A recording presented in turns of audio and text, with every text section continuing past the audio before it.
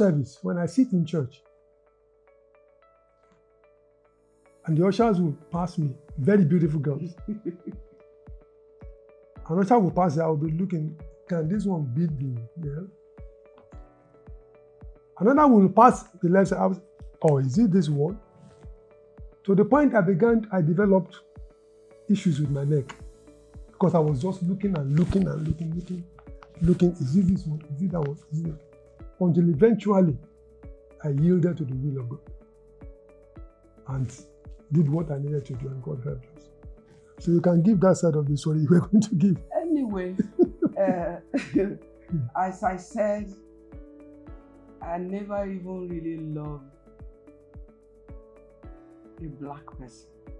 I actually wanted to marry a Igbo person, somebody that is yellow. And among the 7, I think there was yellow among them. And there was even the one, because I saw the picture, there was even one that I felt this is the guy.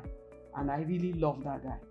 And that is a Ghana man. You know, the guy is from Ghana, his name is Andrew. He's late now, you know. So God knows what he was doing. And because I keep on praying that I don't want to make mistake in marriage and all that. So, you know, friends now, I have my friends that were telling me, one daddy even came, I used to call him daddy. He came, he said, now God want to reward you.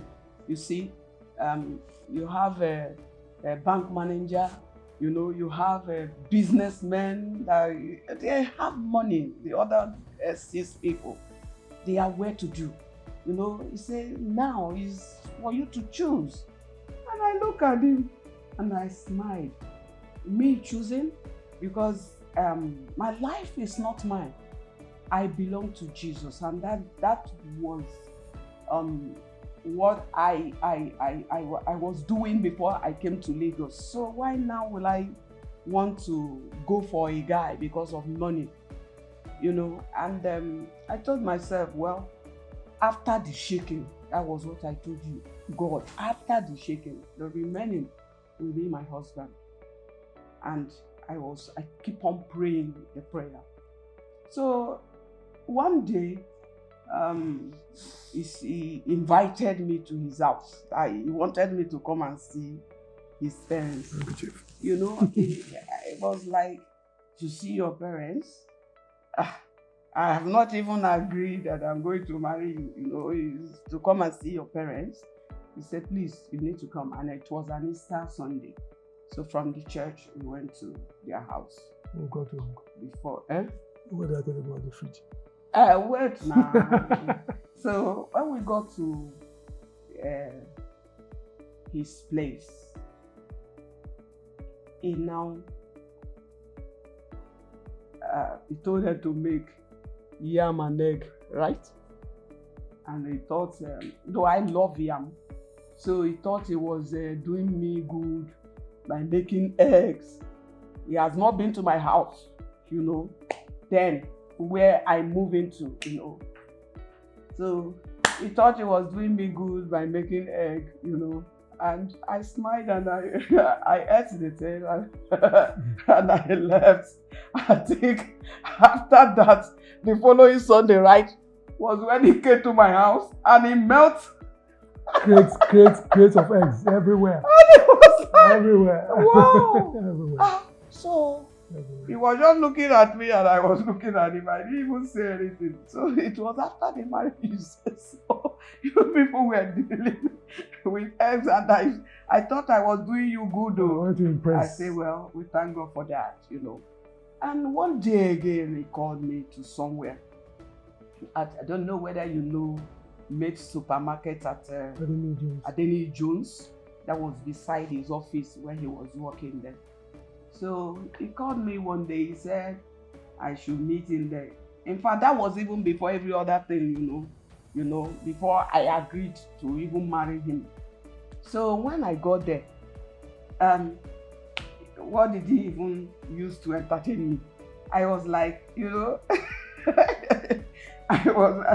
he brought can't remember. Meat pie. He brought out meat pie and mineral. I was just like, what is this? There was no shawarma then now. Whether shawarma then. I know the kind of thing I love, No you know. shawarma. And I was like, I did not even say anything. No. So he brought the thing and dropped it there, and I was looking at him, you know, just start talking. He said, well, now I want to marry you. I said, what is wrong with this guy self inside my stomach? Oh. I said, what is wrong with this man? So he was just talking, and I was just looking at him. As he was talking, he said, look, I do not have money. Oh. He said, I don't have money. And I said, hey, Jesus. I said, am I going to marry somebody that did not have money again now? So how will I live? Inside me, you know, I was just talking to myself. Am I sure I'm going to marry this guy? You know. So as he was talking, finished talking, he said, even my account is red. I was not like, so how is he going to do the marriage? So if his account is red, so how is he me that is even in fashion school that does not have money? Is he me that will do the wedding? And he was just talking, I was just talking to myself. I said, Uchechukwu, you better know what you are doing, no? So before it gets too late, you know. So I was just there. I say, hey, bank manager don't come. My businessman has come. I said, people that are well to do has come to ask my hand in marriage. So why this guy? Why? So I was there. So he was talking. Everything was just passing. So when he finished, he now said, well, I don't need to struggle you with anybody. God has told me you're my wife. And I looked at him, I said, sir, do you have fridge? Because then I love cold water, you know. I said, do you have fridge? He said, no. I said, Jesus, how will I marry somebody that does not have fridge? You know? And the moment I made that comment, I heard God spoke to me. You told me you want my will in your marriage. This is my will for you, not what you are looking for. I thank God that we've not had issues that really, I would say, threatened the union. In the 27 years, I'm not sure we've had any such issue. You know, issues that would degenerate to I'm going to my parents' home, or I'm calling your uncle, I'm calling your brother. You know, that has never happened.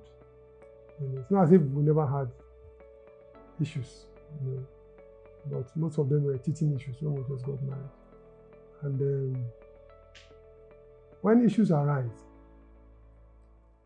if we need to quarrel, we will quarrel. If I need to shout, I will shout. You know, and if somebody needs to cry, she will cry.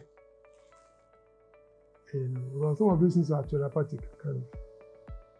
And we confine it to both of us, you know, until later when the children are grown up now coming, daddy, you are wrong, you know, mommy, you are this, try to settle, you know, but there have been no issue that threatened the union. Between both of us, we would always find a way to talk about it, and sometimes we could be on strike with each other for 2 days, you know, but eventually what matters is resolved, and we'll move on. I knew next to nothing about marriage before we married. As a matter of fact, after our wedding, on the wedding day, the following day, my in-laws that came wanted to cook. I didn't have a pot at home. I prepared for wedding. I didn't prepare for marriage because I didn't know. They didn't have a stove then. I don't think it was the following day they went to the market to go and buy pot and buy stove, and the man that was wedding, you know. So I never had I just see people who are married, whether how they live, how they manage. I never bothered to ask those things. I just knew when it was time for me to marry. I just went ahead. And how much was in my account? 135 naira. I think 135 naira, 1994. 135 naira. But if it came to our wedding, you think that this guy has spent money, a lot of money. But God gave us favors.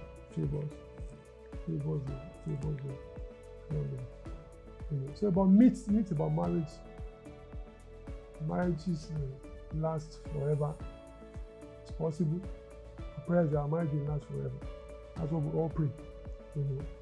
Marriages are always sweet, and that's what we pray for. But sometimes it's bittersweet.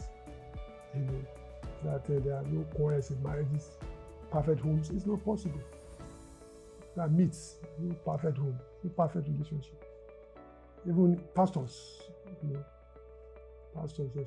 there's no perfect union. We're all working towards perfection. And even if it's not perfect yet, we just try and glue them together where there are issues and challenges. Otherwise, union will not last. I always tell my children, I have a lot of children, spiritual children. I always tell them that, you see, marriage, if you marry wrongly, you have entered hell on earth. Hell on earth. Even the one that is the will of God is not even easy. Talk less of marrying wrong. You can imagine when you marry wrong husband or wrong wife, you are coming to the house, you are thinking whether you should enter house or not. And I always tell my children that all things are lawful, all things are not esteemed. Because you see someone does not mean pay this one naimo. No. You want to get married, you must get to your knee. On your knee, you must pray so that you will not marry wrong husband, you will not marry wrong wife. So that when you are coming to your house, you will be at peace. When you are sleeping, you will be at peace. You don't need to know what your husband is doing. It's not money. Money is not marriage. Because somebody might have money and there is no love. He might have money and no care. So you must make sure that God speaks to people about marriage. God speaks to you. God can even show you the photograph of the person you want to get married to. He did to me. He also mentioned his name to me. So I am sure of what I'm saying. So you want to get married, please go to God. He will be the one that will give you a right husband. And please, it's not, Bible says that with marriage undefined, Abi. Dead undefined. So it's not when you have done all yama, with the man. The man will not say, I'm not marrying you again. So God be the glory. He was the one that, what did you say? No, just go. Okay. I knew no man until I got married to my husband. So he was the one that married virginity. So no matter what, you cannot go back because you know that he's the one that break the thing, he's the one that patched it, he's the one that did everything. Not jumping from one man to another or jumping from one woman to another. Please, you must be sure before you will tell a lady, I love you and I want to get married to you. If you are not sure, don't open your mouth to me. Just keep it like that. Whether you are born again or not born again, because God speaks to everyone. Whether you are his child or not, God speaks. Hear God. Hear God. Because if you hear God, even when things become difficult, because you heard God, you will hold on. Because you know at the end of the tunnel, there will be a light. But if you didn't hear God, Like I said, whether you are born again or not born, God speaks to everybody through situations, circumstances, events, people's mouths. You know, hear God. That's the important thing. If you can hear God and you marry in the will of God, it doesn't matter what you face in the marriage, God will bring you out. Ọpẹ́ ló yẹ ọ́, Bàbá olóore, ìyìn ògo yẹ ọ́, Ọlọ́run ọba. Hosanna yẹ ọ́, ẹ ṣé o Baba. That's the song that God gave to a man that died 2 times on the operating table. He was unconscious. And that song simply said, God, you are worthy to be thanked. You won my heart. You won my heart. I love you. Oh, we will live together to see God's goodness in our life. So